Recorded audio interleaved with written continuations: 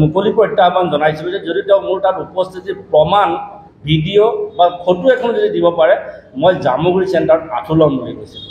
প্ৰদেশ কংগ্ৰেছৰ পৰা বক্তব্য ৰাখিছে যে নদুৱাৰ সমষ্টিত ভয় ভাবো কিছু একো কৰিব নালাগে, তেওঁ মাত্ৰ এখন ছবি দিয়ক, ফটো এখন দিয়ক যে মই তাত উপস্থিত আছিলোঁ, মই আঁঠু কাঢ়ি একদিন পুৰা 12 ঘণ্টা পুৱা 6 পৰা সন্ধিয়া 6 বজালৈকে আঁঠু কাঢ়ি থাকিম। আৰু তেওঁ যদি নোৱাৰে তেওঁ কি কৰিব? লাগিলে তেওঁ আঁঠু নাকাঢ়ক, মইতো ক'ম যে তেওঁ আঁঠু কাঢ়ক প্ৰত্যাহ্বান জনাই।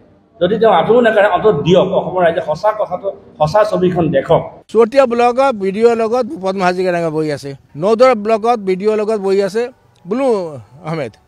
আমি ভাবিলোঁ যে হয়তো পদ্মা হাজৰিকা ডাঙৰীয়া ভিডিঅ' নেকি, পদ্মা হাজৰিকা ডাঙৰীয়া অ' চি নেকি, পদ্মা হাজৰিকা ডাঙৰীয়া ডি চি নেকি, পদ্মা হাজৰিকা ডাঙৰীয়া এছ পি নেকি, পদ্মা হাজৰিকা ডাঙৰীয়া ইলেকশ্যন কমিশ্যন নেকি, অসমৰ পদ্মা ডাঙৰীয়া DGP নেকি, কাৰো কাণ খাৰ নাই। ইমান কমপ্লেইন গৈছে, ইমান মিডিয়াত আহি আছে, ফটো আহি আছে, ভিডিঅ' আহি আছে, প্ৰেছত আহি আছে।